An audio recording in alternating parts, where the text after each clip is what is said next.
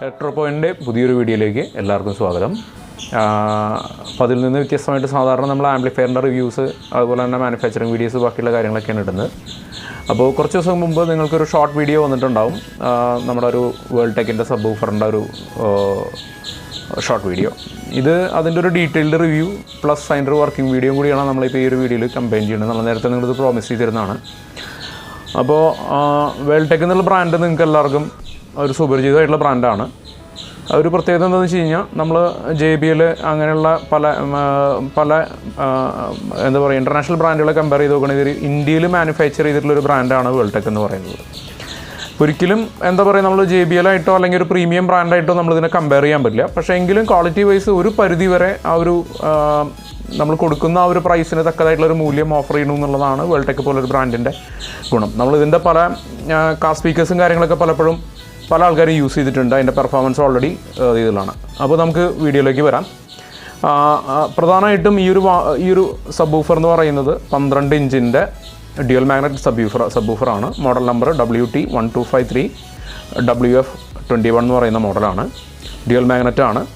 അതിൽ 3200 what PMPO ആണ് എഴുതിയിരിക്കുന്നത്. അപ്പോൾ PMPO എന്ന് പറയുന്നത് നമുക്ക് എല്ലാവർക്കും അറിയാം, അതൊരു പ്രതീകം മാത്രമായിട്ടാണ്.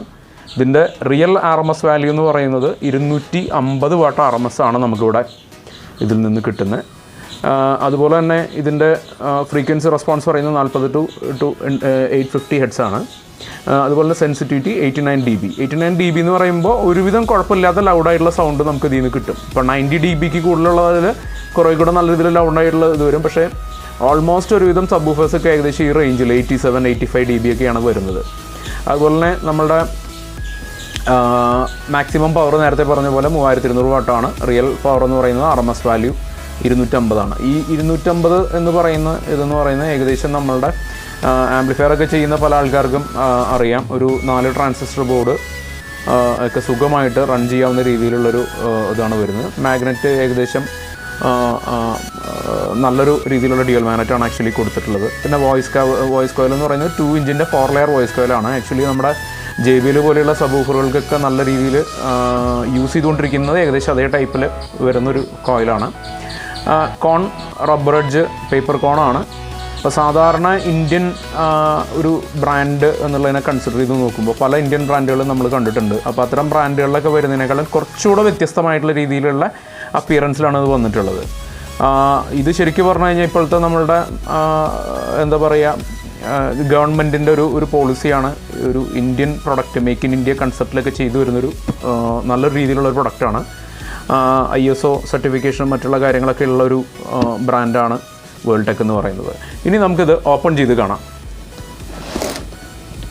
ഒരു നല്ലൊരു ബോക്സ് പാക്കിങ്ങിലാണിത് വന്നിട്ടുള്ളത്. വേൾഡ് ടെക്കിൻ്റെ തന്നെ ബ്രാൻഡ് ചെയ്തിട്ടുള്ളൊരു ബോക്സ് പാക്കിംഗ്. അതുപോലെ തന്നെ ഒരു കാർഡ് ബോർഡിൽ പൊതിഞ്ഞിട്ടുള്ള ടേപ്പ്. ഇത് ഞാൻ ഈ ടേപ്പ് ആക്ച്വലി നേരത്തെ തുറന്നിട്ടുണ്ടായിരുന്നു നേരത്തെ ഷോർട്ട് വീഡിയോയ്ക്ക് വേണ്ടിയിട്ട്. ഇങ്ങനെയാണ് ഇതിൻ്റെ അപ്പിയറൻസ്. ബാക്ക് സൈഡ് അപ്പിയറൻസും ബാക്കിയുള്ള കാര്യങ്ങളെല്ലാം ഇതേ രീതിയിലാണ് വന്നിട്ടുള്ളത്. നമ്മളിപ്പോൾ ഈ മാഗ്നറ്റ് എടുക്കുമ്പോൾ തന്നെ നമുക്ക് ഫീൽ ചെയ്യണം എന്താണെന്ന് വെച്ച് കഴിഞ്ഞാൽ വളരെ ഹെവി ആയിട്ട് ഫീൽ ചെയ്യുന്നുണ്ട്. ഓൾമോസ്റ്റ് ഞാനത് വെയ് ചെയ്ത് നോക്കിയായിരുന്നു, ഒരു 5 കിലോയുടെ അടുത്ത് വെയിറ്റ് ഇതിന് വരുന്നുണ്ട്. ഡ്യുവൽ മാഗ്നറ്റ് ആണ്. പക്ഷേ നേരത്തെ പറഞ്ഞതിൽ നിന്നും വ്യത്യസ്തമായിട്ട് ഇത് 4 ohms ആണ് നമ്മുടെ സ്പെസിഫിക്കേഷനിൽ കൊടുത്തിട്ടുള്ളത്. പക്ഷേ ഇതിൻ്റെ ബാക്കിൽ ആക്ച്വലി ഇത് കൊടുത്തിട്ടുള്ളത് 2 ohms പറഞ്ഞിട്ടാണ്.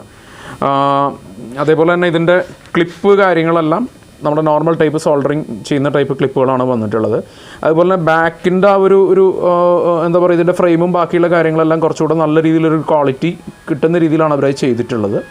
നിങ്ങൾക്കത് കണ്ടു കഴിഞ്ഞാൽ തന്നെ അറിയാം, ഒരു ഓറഞ്ച് കളറിൽ നല്ല രീതിയിൽ നല്ല ഒരു ക്വാളിറ്റി ഫീൽ ചെയ്യുന്ന രീതിയിലുള്ളൊരു ഫ്രെയിമും കാര്യങ്ങളാണ് ഇത് ചെയ്തിട്ടുള്ളത്. അതുപോലെ തന്നെ അതിൻ്റെ ഫ്രണ്ട് വ്യൂ എന്ന് പറയുന്നത് നിങ്ങൾക്ക് നോക്കിക്കഴിഞ്ഞാൽ തന്നെ കാണാം. ആക്ച്വലി നല്ല രീതിയിൽ നല്ല ഹെവി ആയിട്ടുള്ളൊരു റബ്ബർ ബീഡിങ് അലോങ് വിത്ത് ഒരു നല്ല ഭംഗിയുള്ള നല്ലൊരു ഇതായിട്ടുള്ള രീതിയിലുള്ള സ്റ്റിച്ച് ചെയ്തിട്ടുള്ള ടൈപ്പിലാണ് ആ റബ്ബർ ബീഡിങ് ഫിക്സ് ചെയ്തിട്ടുള്ളത്. അതുപോലെ തന്നെ നല്ലൊരു എന്താ പറയുക ഒരു പ്രത്യേക ടൈപ്പ് ഫിനിഷ്, ഒരു ടെക്സ്ചർ ഫിനിഷൊക്കെ ഉള്ള ടൈപ്പ് ഒരു പേപ്പർ ടൈപ്പ് കോണാണ് അതിൽ ഇത് ചെയ്തിട്ടുള്ളത്.